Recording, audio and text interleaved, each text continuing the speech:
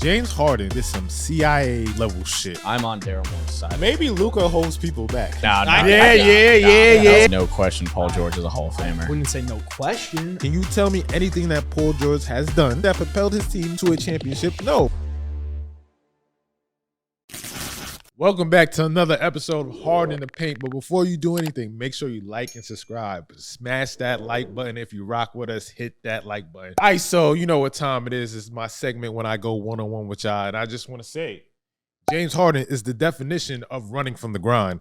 I had enough of this, man. Even if Daryl Morey is a liar, it doesn't matter. Wherever you're going to go, you're going to have a conflict. James Harden, I've been rooting for you every time we talk about the top 5 point guards. Every time we talk about little baby and you in the studio, I come to your defense because you are a hooper. But at this point, I cannot defend you anymore because you are acting like a little B word. And I don't know. I don't want to curse anymore because YouTube, they want to take us down. But I just want to say this. James Harden, get your head out of your ass. You are running from the grind. At this point, you've been on 4 different teams. You've been on OKC. You've been on the Rockets. You've been on the Nets, and you've been on the 76ers, and you've been playing with talented players. You ran into the Golden State Warriors, which is a generational team. And that's not your fault. Sometimes that's just life, bro. But you got to stick it out and figure it out. And at this point, you're just running from every single obstacle that's in front of your face. It is time for Around the Key while we pass the ball around like the Golden State Warriors. Colin, how are you doing? Gio, how are you doing? What's up, I'm bro? doing fantastic. I'm warming myself with the flames of the Philadelphia dumpster fire right now. All I'll say is Dwayne Wade never ran from the grind. That's all I got to say. That's true. I was laughing so much when he was at this camp. Where was he, in China, right? In front of a bunch of children. A bunch of kids that just want to go to a basketball camp with James Harden. And then he said it. Daryl Morey is a liar, and I will never be a part of an organization that he's a part of. Like, I will never play for another team of Daryl Morey. And then he's like, let me say that again. Everyone was like, what do you say? And then he's like, let me say this again. Let me double down. And then everyone's just like awkwardly clapping. He's like, all right, let's go to work. And then he had like a fun time in China. Like, he was just having a blast. It's just, all of it is just so funny to me. What he was doing is he was calling for Daryl Morey to be fired. He's just mad about Morey because the whole story about last year where it was, you're gonna take a pay cut and like next year we're gonna get you the bag. And then Daryl Morey's like, no, because he's not deserving of a max contract. I'm on Daryl Morey's side with this. I've seen like enough like episodes of like Entourage to know like you should not just take a handshake deal. You got to get that stuff in paper. So Harden, that's on you for just like believing that this guy would give you your money. I mean, it was like a bromance, right? They had this relationship where they was in love with each other, and he lied. He cheated on James Harden. He did. Or he didn't get that engagement ring that James Harden always wanted. And my thing is like this, bro. James Harden did some CIA FBI level shit. I mean, that tactic to get out of fucking the 76ers, going to China where he know that Daryl Morey said some wild shit about China a couple years ago, and then going and saying it to the people of China, like, yo, I don't fuck with this guy. An enemy of an enemy is my friend. It was just like, now we both have the same op. Or teaming up. And China like loves James Harden because of Yao Ming coming to the Rockets, the whole Yao Ming thing. Everyone in China is a Rockets fan because of that. Then James Harden's with the Rockets, then it's a whole lot of fun. Everyone had Rockets, James Harden jerseys. I think that the Sixers need to fire Daryl Morey no matter what goes on with James Harden, because I feel like it's a players' league and people are looking around right now. And if the guy who's running your team is seen as a snake, is seen as a liar, who's going to want to play for him? But I think the problem at hand is James Harden, right? Yes. At what point do you look at in the mirror and say, it's me? James Harden had a really bad game 7. Why would anybody give you the max deal? I know he promised you that, but like at the end of the day, it's just like you got to think about it from their perspective, right? Yeah. And you're being a baby about it because obviously this guy told you that they were going to give you the bag. And you saying like, oh, he lied to me. Bro, it's a max deal. You made over $250 million in your career on your contract, and you're complaining about this same max deal. Yeah. And then you asked for a trade, and nobody came and got you. The market don't even want you. If he was a max player, there would have been stirrings of that, and he would have opted out of his deal and gotten a max contract somewhere else. And he didn't because everyone knows he's not a max player. Who does Philly hate more, James Harden or Ben Simmons? Dude, I think it's James Harden. Because James Harden's been like emphatic and like in your face about saying like, I'm causing problems. Like at least Ben Simmons was just like the quiet kid in the corner, was like I'm uncomfortable, please. Like it's easier easier to feel like a little bit sympathetic towards Ben Simmons, I think, when you act like that versus just like F Daryl Morey, like F Philadelphia. It's tough because Ben Simmons was like this guy that Philly embraced and loved, and then he just decided not to shoot, and then he decided not to play and really screwed Philly over. But then even James Harden just didn't buy in. Like, he bought in for a little bit into like the Philly system, and then he kind of was like, I need the ball in my hands constantly.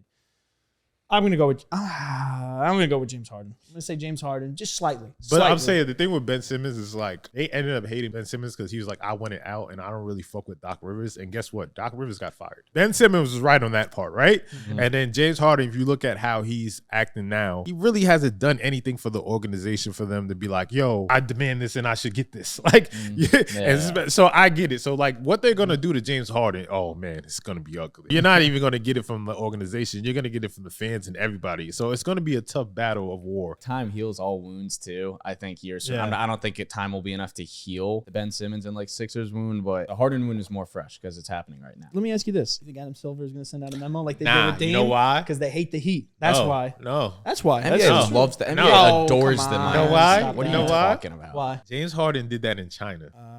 Okay. It's different politics. International waters. It's literally like in The Dark Knight where he's like, like the Gotham police don't have any like jurisdiction over me. Nah, Batman still went to China and got that guy. Exactly. He got it all. I told you, CIA level shit. The NBA Hall of Fame just passed. D-Wade, Dirk got in. You know, it was a special moment. But let's play Hall of Famer or not. Let's start off with Kyrie Irving. Hall of Famer or not? Yeah. Yes. I think so. Yes. Paul George. Absolutely no question. Paul George is a Hall of Famer. I wouldn't say no question. I think maybe like in 2 to 3 years, I'll say definitely yes. If he retired right now, like we're talking about like, is he a Hall of Famer right now in this instant? Yes. Kyrie? Yes. Paul George? He's been a top 5 player for way too many years to not be a Hall of Famer. He's been in the league for 13 years, and he's been an All-Star 8 of them. If you've been an All-Star player for more than half of your career, you're a Hall of Famer. That means you're the cream of the crop for the largest percentage of your years. Hold on. He will probably be a Hall of Famer because the NBA pretty much lets anybody into the Hall of Fame because it is the Basketball Hall of Fame. But let's also it's very don't downplay.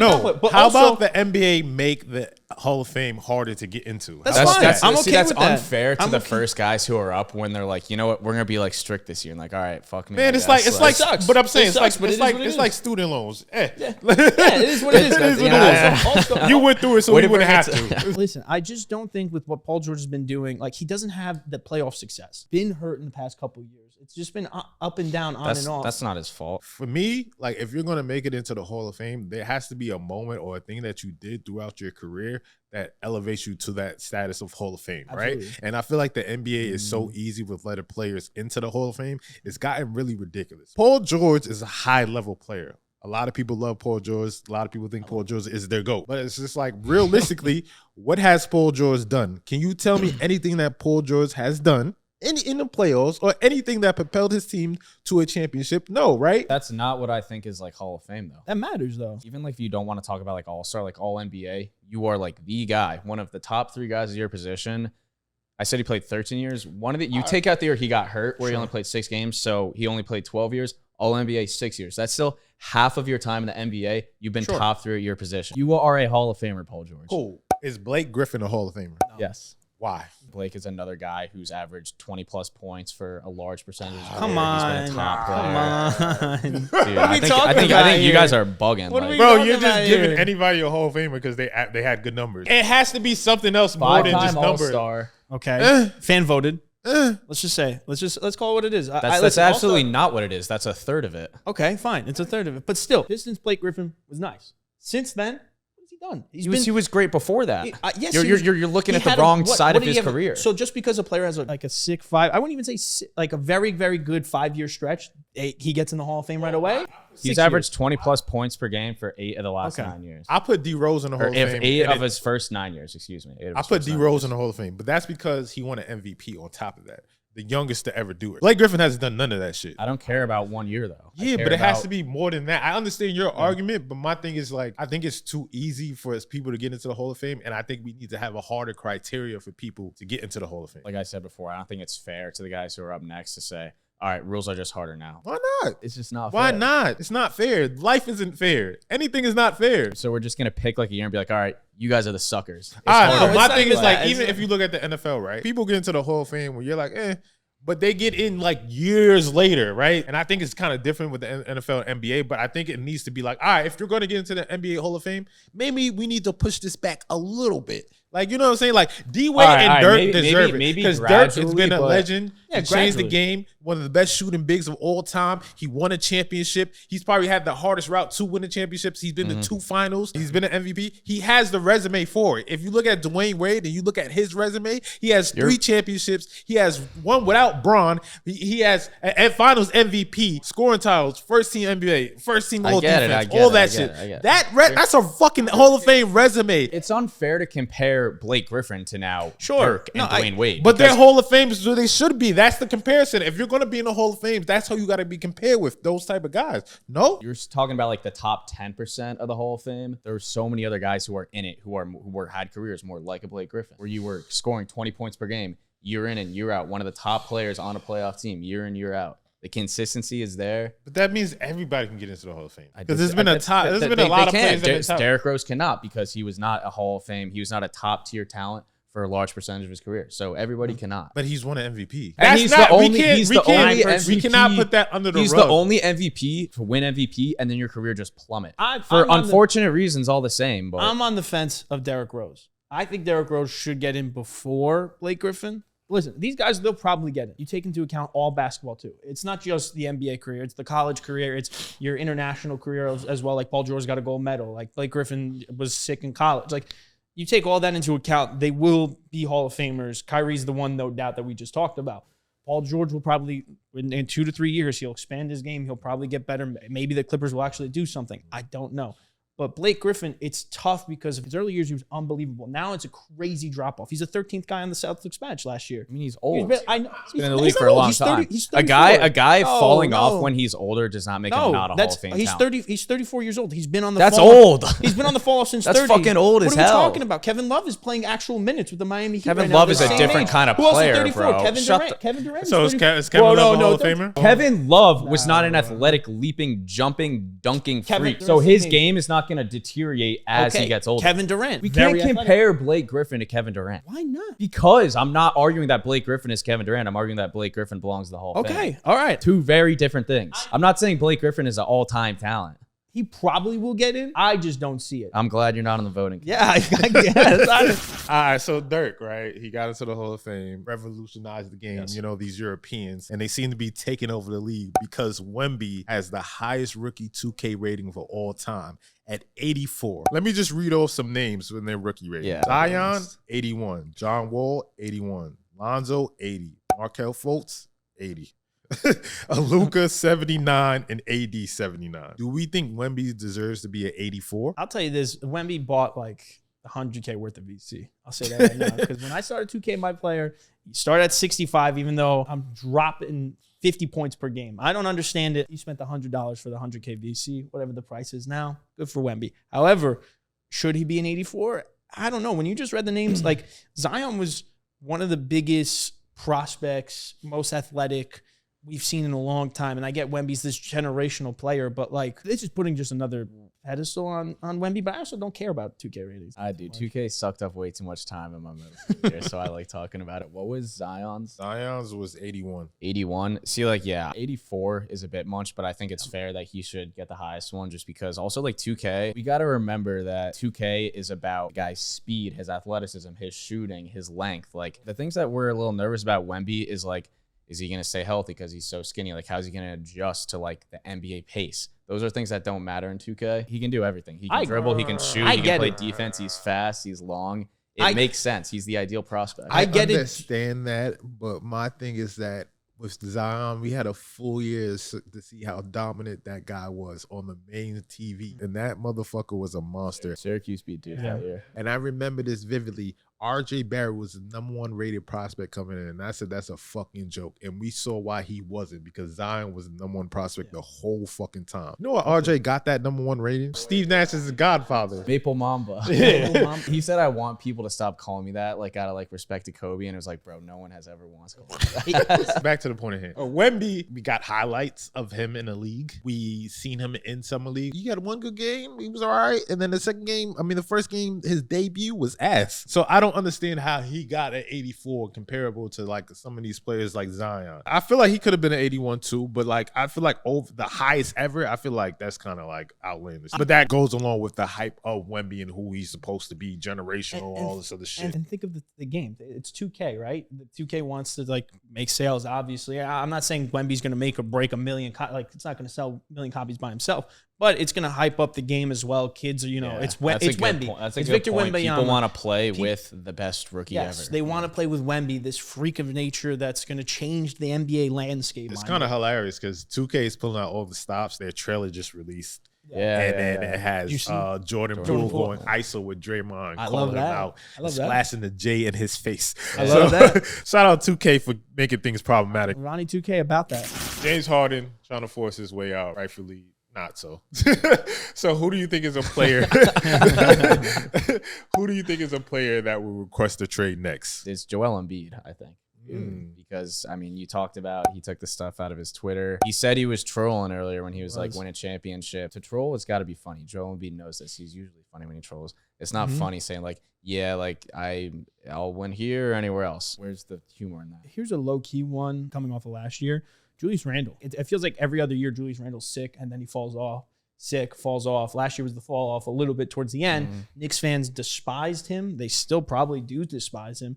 And I think if he doesn't come out the gate guns blazing, Knicks fans are going to get all over him. He'll just want out of New York just to get away from the fans, especially if you have like a Jalen Brunson cooking, Josh Hart. They just re-signed for a 4-year deal. Like you have the boy Dante DiVincenzo there, Mitchell Rock. Like they're just guys. And I think the Knicks could get some decent pieces for Julius Randle. I don't think Julius Randle is like cooked in the league per se. Like I still think he's got plenty of time. He'll probably thrive in a different environment. I just think getting away from the Knicks fans might be it. To your point, Joel Embiid is entering that range where he's starting to think about it, and that's the first step. He's 29. Centers are short-lived in the NBA, too. And then he said whether I win the championship with Philadelphia or somewhere else. So now he's like, all right, time is on. Now you have to do that. I think a person that should request a trade, it should be Luka. I feel like they haven't put the right pieces around Luka enough for him to win the championship. It's still early and young in his career, but obviously it started off for a rocky start because they had Rick Carlisle and then he got him fired.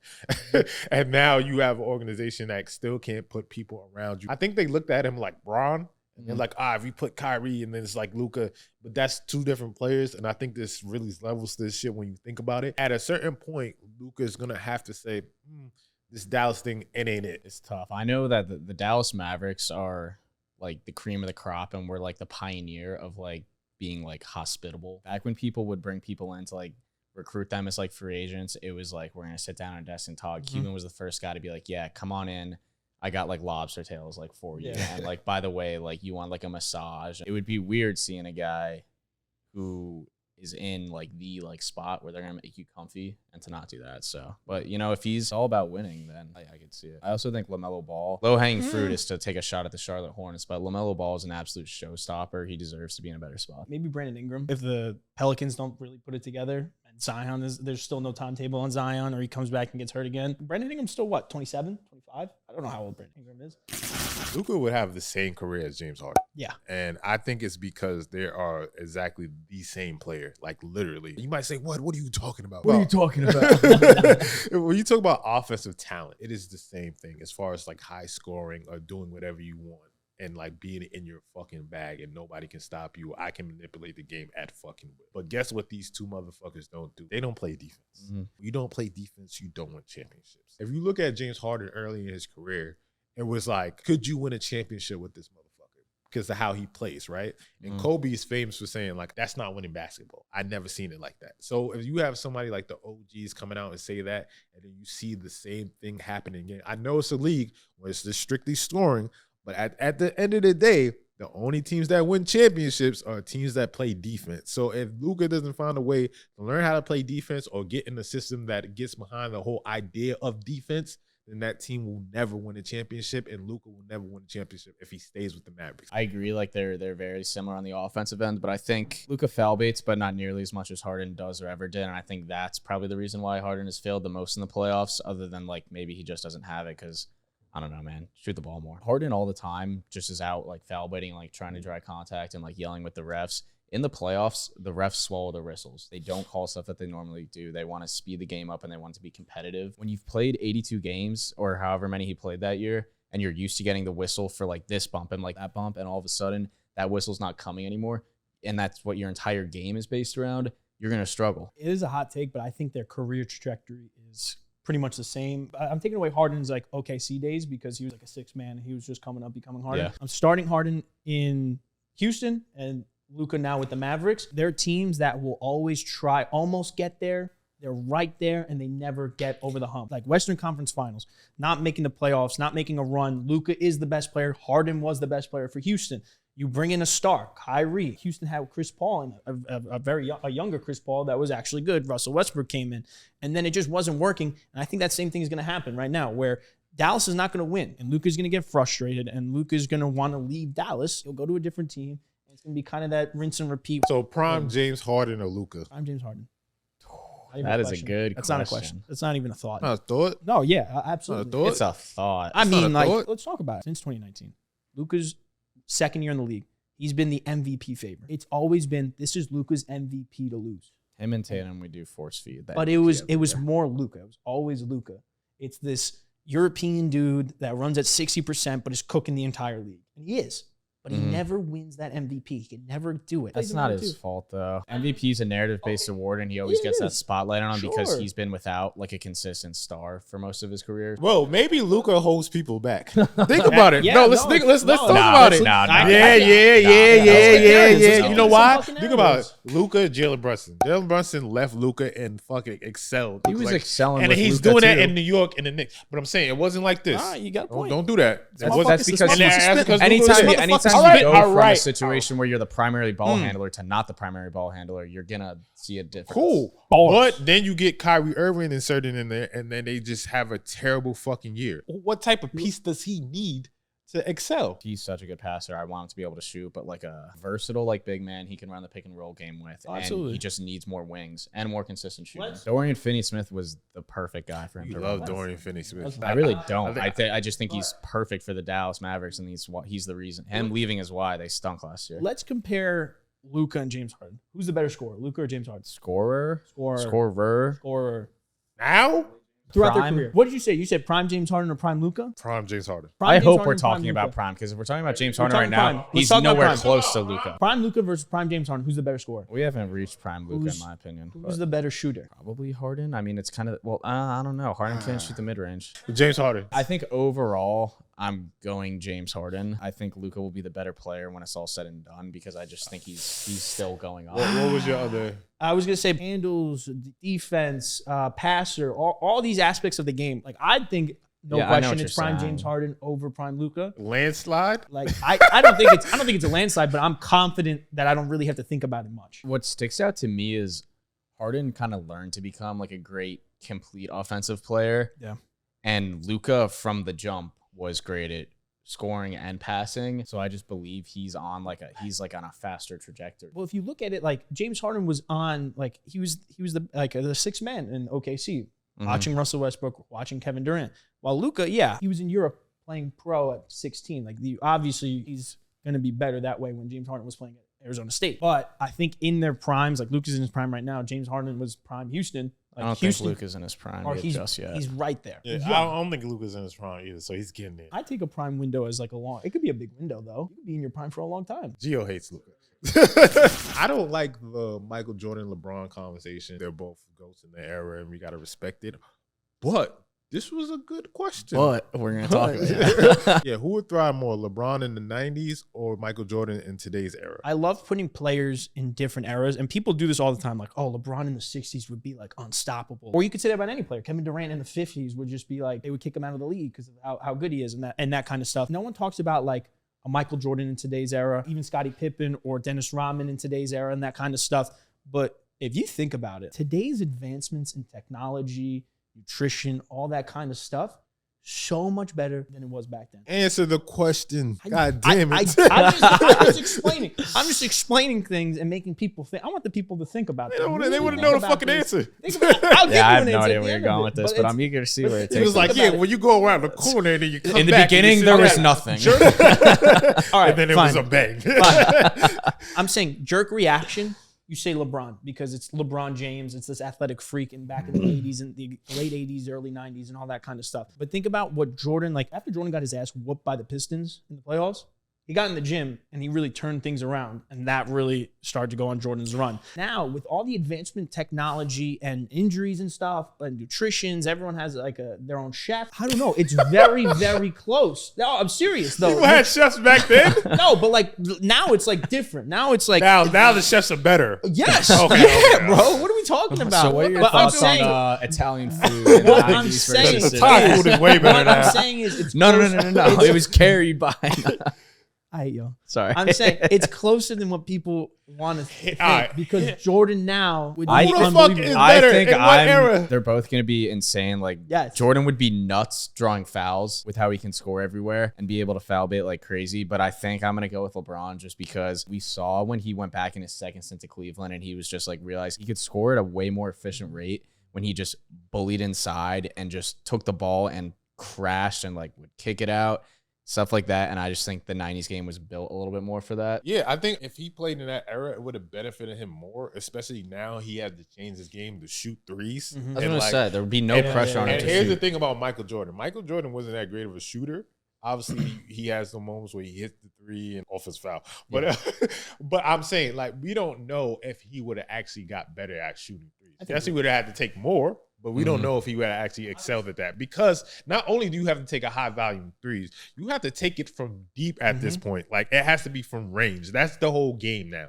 But LeBron, like you said, you put his head down, you drive, you get to the basket. And then one thing I learned about LeBron, too, is that after he lost that finals to Dallas, he got better in the post because he started working out with Akeem Olajuwon and started doing that bullshit spin move that he always likes to do, and that's fucking unstoppable. So to me, if you look at size and strength, I don't think anybody's stopping LeBron in every single era. Don't get me wrong, Jordan was strong too, and he was a GOAT, and he would be successful in today's era. It just would have benefited him more. And if you look at the teams, if he had to play those same teams, he beats those teams, I think, easily. Give him Scottie Pippen. He's going to win a ring. He might win 8. I don't think Scotty would have been a good guy for LeBron to run with at all. Why not? They don't 'Cause he have to can't shoot shoot the threes. ball. You don't have to. No, You got to shoot a little bit. Scotty would have Well, been. man. Scotty would have been. I mean, like Scotty can't shoot for I was shit. gonna say that Jordan probably would have been a better shooter if he played in today's day and age because you had to adapt. You would have to been it. forced to. He would That's have been what I forced, said. But it's Michael Jordan. But it's said. okay, but it's he could, but we don't know that. I- We I know know with that. LeBron, he can put his fucking head down and get busy in the post. knowing who Michael Jordan is. That's the type of not competitor- What do you a mean? good Yes, it answer is. for me. That That's is not a a good good answer. answer. The type You of know- competitor that he is, that he wants to win no matter what. It's if you don't win a championship, it's a fucking lost season. Michael Jordan would have grinded in the gym. Michael Jordan was crazy in the gym too. Like let's not like I'm not agree- let's I'm not in agreement. dismiss that. Jordan would have been would have adapted his game. He would have become a better shooter. Still would have been a top 10 player, top 5 player. But LeBron back then would have been absolutely nuts because, like you said, you didn't really have to shoot the three as much. There's no pressure to that. We're supposed to have like strong opinions, and we do a lot of the times. But honestly, this is a coin flip. Yeah, it is. It No, really it's is. not. I think it is. No, it's not. I'm leaning It's LeBron, not. but I might wake It's up on not. another side of the bed It's instead not. of Jordan. LeBron would have been dominant in every fucking era. Yes. LeBron was something that we never seen before. The 6'9", 260, put your fucking head down, fucking crazy athleticism. The greatest athlete we probably ever seen in any sport. He is fucking disgusting. And his prime, when he was playing, he was unfucking real. Not even his prime, but when he was just pure athleticism, it was fucking insane. Back then, he would have won a championship because back then he got to a finals, but he ran into a great team as the Spurs. Who the fuck would he had trouble with in the 90s trying to beat? I don't like the whole like the competition because that's just like LeBron- you We can't having do that anything about conversation Listen, though. It's LeBron- not about LeBron- what you LeBron like, what you would've- do like. Well, We're we're talking having that about how conversation. would you do in that era? But that's the whole the conversation. I know, but the game it's not fair to like shit on the 90s because the game wasn't evolved as much. I get what you're saying though. And we LeBron can't have would've- this conversation. We say because shit ain't fair. I'll say this. LeBron James probably would have won like 6 to 10 MVPs. Probably in a row. LeBron would have won hella championships, more than 6. Like it's just who I'm saying he was whoever as a you player. put, because the game wasn't as developed in the 90s, no matter which one you put in the 90s, that one is going to win more than whichever one you swap and to put into play now. Kevin Durant. in the 90s too. Like no one was really like a true shooter. Yeah. Like it would just been knockdown after knockdown. But I will say, if you flip it, LeBron would be the undoubted GOAT. Like now it's a conversation. It's Jordan versus LeBron. If you switch the two, like legitimately, LeBron would be the greatest of all time, like without question. It's a good argument. I just hate LeBron and Michael Jordan conversations. I hate it too. What I do hate though is when people argue about which era was tougher, they're the people who pull up like some like the older guys, the guys with the gray hair and the guys who are moving slow and the slow defense. And they say, oh, Jordan's era was a joke. LeBron would have dominated.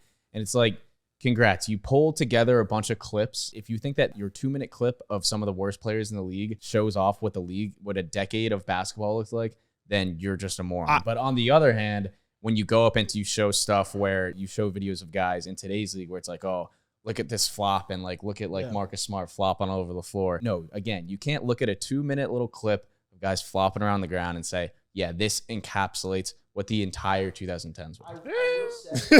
It's a little bit of everything. To your point, Colin, I think like LeBron never really had like a real injury. Like he's been hurt and he's been like load management and stuff like throughout his career. Back then, like, I don't know, LeBron might have been like, would have got his ass knocked out by like, there was much more physical back then. It was a different type of ball game. That's what I mean though. That's what I'm saying though is it was and it wasn't. You had guys who were gonna elbow you in the head, but you also had guys who were your mailman. Like I hate that, but like the bottom half of the league was not as tough as it is now. Guys were punching each other back then in the middle of the game, no problem, and maybe a 1-game suspension. Just to play devil's advocate though, but that also means LeBron's allowed to like punch Bill. Yeah, of course. How do you think that fight's gonna go? But I'm just saying, it's a different type of like game. I apologize. We had to end with Michael Jordan versus LeBron. It's a very lazy topic. Surely no one has ever had this conversation before. We'll never have it again. I promise you that. Until we do. Like I always say, for your sports betting tips, go to thegameday.com. And don't forget to like and subscribe. Hard in the paint. We out. Gang, gang. Does JBobby make you angry? Well, that's good. Let us know in the comments. Like and subscribe, baby.